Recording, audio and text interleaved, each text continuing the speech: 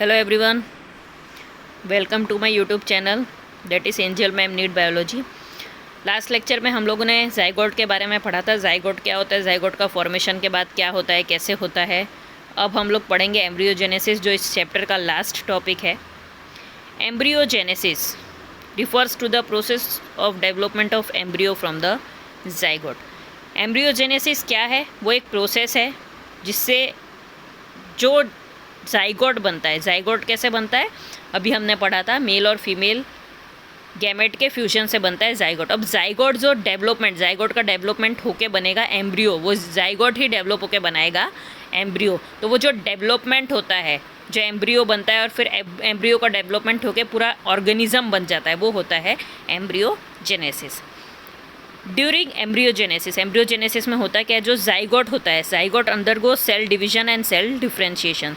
Zygote जो होगा वो सेल डिवाइड करेगा। माइटोसिस से इसलिए करेगा क्योंकि हमारी बॉडी अगर हैप्लॉइड, अगर डिप्लॉइड है, कोई भी बॉडी अगर डिप्लॉइड है तो उसके सारे सेल्स डिप्लॉइड ही होंगे, और अगर हमारी बॉडी हैप्लॉइड है तो उसके सारे सेल्स हैप्लॉइड ही होने चाहिए।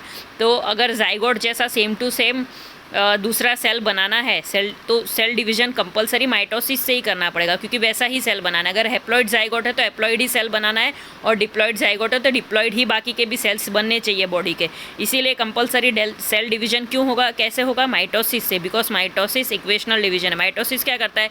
जैसा सेल एक सेल है वैसे ही दूसरे सेल को सेम टू सेम बना देगा।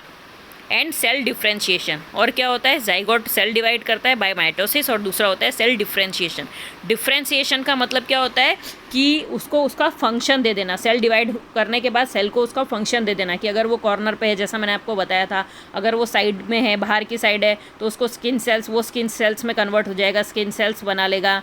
फिर अगर वो बीच में है तो वो क्या बना लेगा? कोई लीवर सेल है या किडनी है।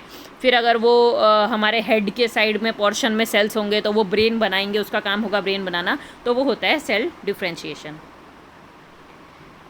While cell division increase the number of cell in the developing embryo, cell differentiation helps group of cells to undergo certain modification। जैसा मैंने आपको बताया कि जब सेल डिवीजन होता है तो हमारी बॉडी में जो नंबर्स ऑफ सेल्स होते हैं वो इंक्रीज़ हो जाते हैं। जब एम्ब्रियो डेवलप हो रहा होता है तो सेल डिवीजन होता है, और उसकी वजह से नंबर ऑफ सेल इंक्रीज़ होते जाते हैं। तो जब इंक्रीज़ होते हैं तो सेल डिफ्रेंशिएशन करता है क्या है? जो भी सेल्स होते हैं, जो सेल्स होते हैं उनको एक ग्रुप ऑफ सेल्स होंगे, जैसे अगर वो बीच में होगा तो उनको बताएगा। वो सेल डिफ्रेंशिएशन के थ्रू ही वो लोग मॉडिफिकेशन होगा सेल्स का कि वो क्या बनेगा, वो कहाँ पे है, वो कौन सा ऑर्गन बनाएगा, और फिर सारे ऑर्गन बनाने के बाद वो एक नए ऑर्गेनिज्म में ग्रो कर लेगा। एनिमल्स आर कैटेगराइज्ड, एनिमल्स दो जाइगोट, उनके जाइगोट के डेवलपमेंट के बेसिस पे दो कैटेगरीज में डिवाइड किए गए हैं। पहला है ओविपेरस एंड दूसरा है विविपेरस। तो ओविपेरस और विविपेरस होता क्या है? ओविपेरस क्या होता है? Development of the zygote take place outside the body, है ना। मतलब जाइगोट का डेवलपमेंट ऐसे एनिमल्स जिसमें जाइगोट का डेवलपमेंट बॉडी के बाहर होता है, यानी बाहर ही, बॉडी के बाहर ही जाइगोट बनेगा, बॉडी के बाहर ही उसका डेवलपमेंट होगा, और बॉडी के बाहर ही वो नए ऑर्गेनिज्म में ग्रो करेगा।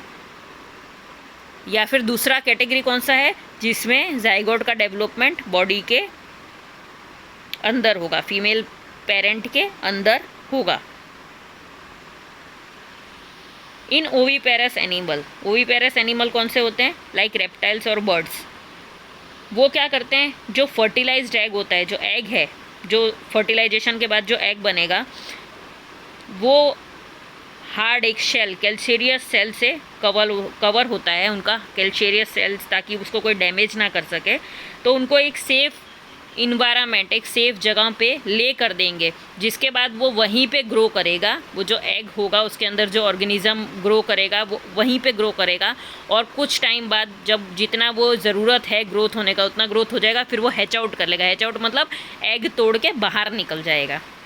ओविपेरस एनिमल्स, जो आपने देखा ही होगा, बर्ड्स में आप लोगों ने बहुत बार ये सब चीज़ें देखी हैं। अब दूसरा है विविपेरस एनिमल्स। ज़्यादातर एनिमल्स ऐसे ही होते हैं विविपेरस, इंक्लूडिंग ह्यूमन बींग्स, जिसमें जाइगोट का डेवलपमेंट कहाँ पे होता है? जो जाइगोट होता है उसका डेवलपमेंट होता है फीमेल ऑर्गेनिज्म के अंदर, मतलब फीमेल ऑर्गेनिज्म के अंदर ही जाइगोट बनेगा बॉडी में, और उसके अंदर ही वो जो जाइगोट है वो डेवलप होगा एक यंग वन, एक छोटे बच्चे की तरह। और फिर जब उसका जितना डेवलपमेंट होना है उतना हो जाएगा, जितना उसको ग्रोथ होनी चाहिए उतना हो जाएगा, तो जो यंग वन है, जो छोटा बच्चा है, वो बॉडी, फीमेल बॉडी के बाहर डिलीवर कर दिया जाएगा। अब जो बॉडी के अंदर जिन जाइगोट का डेवलपमेंट होता है तो उनको बॉडी के अंदर अच्छी केयर मिलती है, प्रोटेक्शन मिलती है, इसीलिए जो विविविपेरस ऑर्गेनिजम्स होते हैं उनके जो बच्चे होते हैं उनका सर्वाइवल का चांसेस ओविपेरस के कंपैरिजन में बहुत ही ज़्यादा होता है। क्योंकि यार देखो, अभी ओविपेरस में तो क्या होता है कि ऑर्गेनिज्म जो बर्ड्स हैं, रेप्टाइल्स हैं, वो एग ले कर देंगे, वो तो सेफ़ इन्वायरमेंट में करेंगे, लेकिन वो एग को डैमेज इजीली हो सकता है। ह्यूमन बींग्स हैं, कोई भी दूसरा कोई ऑर्गेनिज्म है, वो उसको नुकसान पहुँचा सकता है, तो उनका जो सर्वाइवल चांसेस होता है वो थोड़ा कम होता है। लेकिन जो विविपेरस एनिमल्स होते हैं जिनका यंग वन का डेवलपमेंट बॉडी के अंदर होता है, फीमेल बॉडी के, उनको तो प्रॉपर केयर और प्रोटेक्शन मिल रही है बॉडी के अंदर, तो उनके सर्वाइवल के chances in comparison to oviparous बहुत ही ज़्यादा अच्छे होते हैं। इन फ्लावरिंग प्लांट्स, जो फ्लावरिंग प्लांट्स होते हैं उसमें जाइगोट कहाँ पे बनता है? ओव्यूल के अंदर। जो फ्लावरिंग प्लांट्स होते हैं उसमें जाइगोट कहाँ पे बनता है? ओव्यूल के अंदर।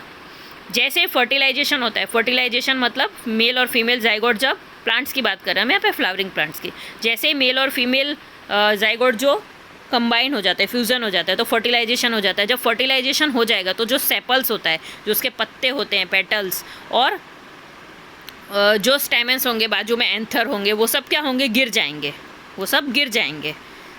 पिस्टिल किसी किसी में अटैच भी रह जाती है। पिस्टिल यानी वो जो नीचे ग्रीन कलर के, फ्लावर के नीचे जो ग्रीन कलर के पत्ते होते हैं वो किसी किसी में अटैच भी रह जाएंगे फर्टिलाइजेशन के बाद। बाकी जो पेटल्स हैं, पंखुड़ियाँ हैं, वो सब गिर जाएंगी, खाली वो जो उसका रिप्रोडक्शन पार्ट है वो रह जाएगा।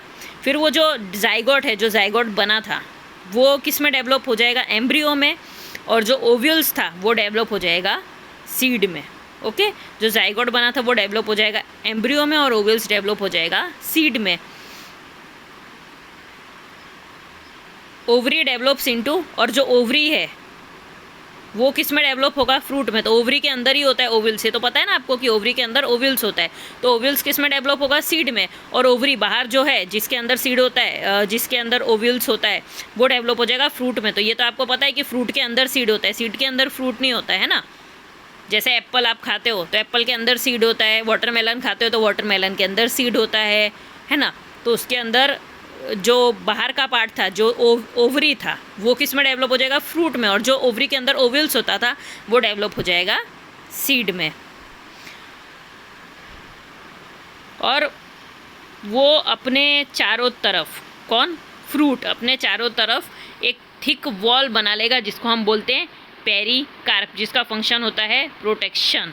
फॉर एग्जांपल यहाँ पे देखो एग्जांपल दिया हुआ है हमको, ये जो फर्स्ट आपको जो डायग्राम दिख रहा है ये क्या है? ये है पी, मटर, आप लोगों को सबको पता होगा। अब इसका जो बाहर का जो लेयर होता है ना, कवर, वो होता है पेरिकार्प, और ये जो अंदर जो हमको दाने मिलते हैं वो होते हैं सीड। तो पेरिकार्प क्यों होता है? सीड को प्रोटेक्ट करने के लिए, उसके अंदर जो दाने हैं उसको प्रोटेक्ट करने के लिए होता है। ओके, तो आपको ये समझ में आ गया होगा। ये चैप्टर हमारा अब यहाँ पे ख़त्म हो गया है। आप लोग अच्छे से देखो, सुनो, समझो। कुछ भी नहीं आता है तो आप कभी भी मुझे कॉल या मैसेज कर सकते हो। Thank you so much.